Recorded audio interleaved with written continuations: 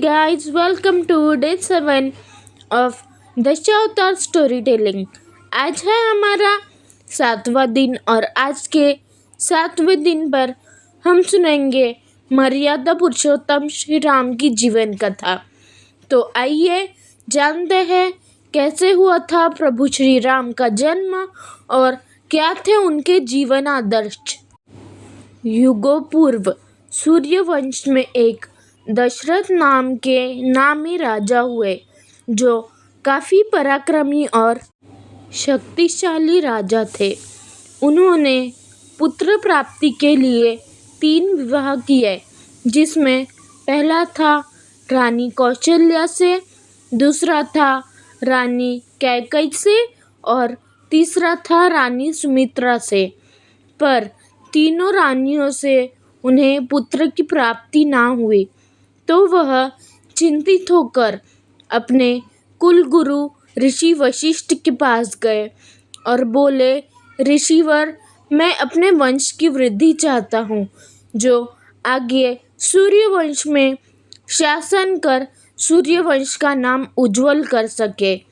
तब ऋषि वशिष्ठ ने उन्हें कहा कि तुम ऋषि श्रृंगी के पास जाओ और उनसे कहो कि वह तुम्हारे लिए पुत्र कामेष्टि यज्ञ करे और उस यज्ञ के फल स्वरूप तुम्हें पुत्र की प्राप्ति होगी।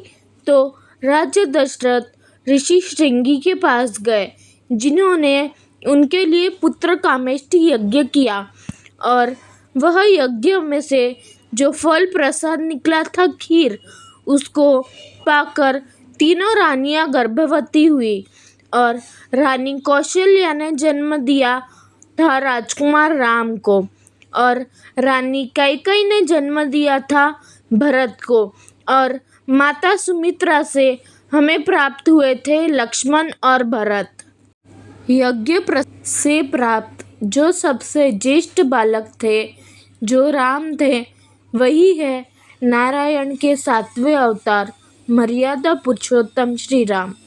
यूँ तो इनके जीवन काल में इनकी कई कथाएं प्रसिद्ध है, पर आज हम उनकी वो कथा जानेंगे जो ना ही सिर्फ उस वक्त में आदर्श बनी थी, पर आज तक हम सब मनुष्यों के लिए आदर्श बनी है और बनती आ रही है।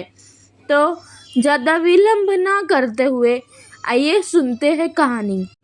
यह उस समय की बात है जब प्रभु श्री राम का राज्य अभिषेक होना था और उन्हें अयोध्या की राजगादी पर बिठाया जाना था।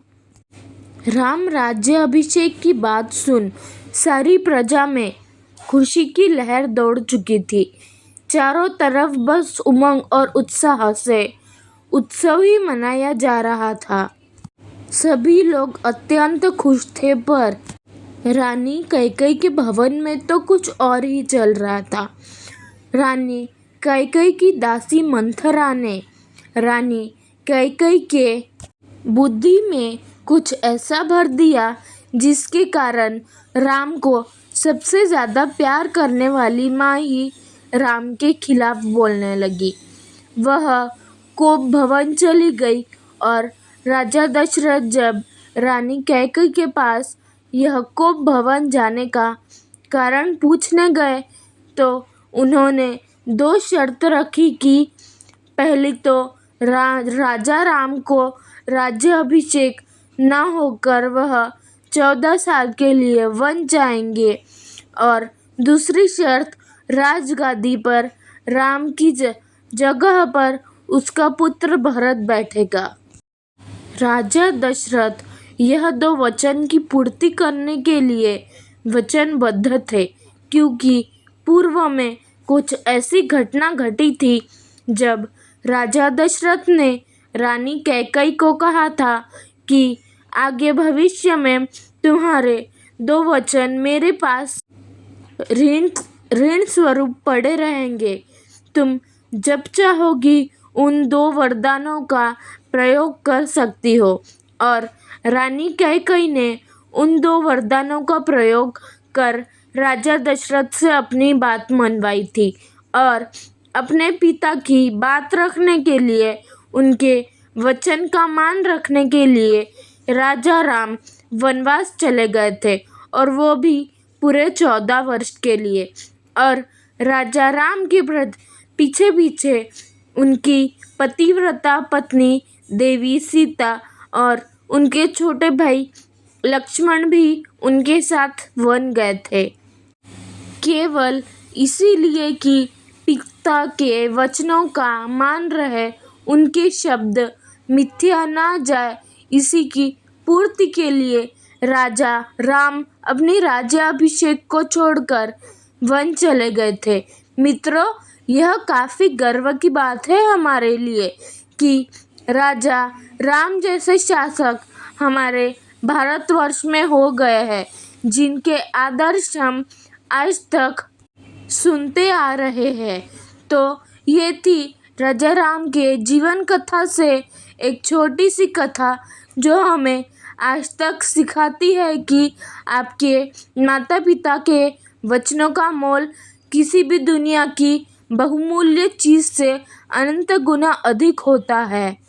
मित्रों, आज का यह सेशन यहीं पर खत्म होता है। अब कल मिलते हैं नए सेशन में श्री कृष्ण अवतार की कथा के साथ। तब तक के लिए गुड बाय, जय श्री कृष्ण, राधे राधे, टेक केयर।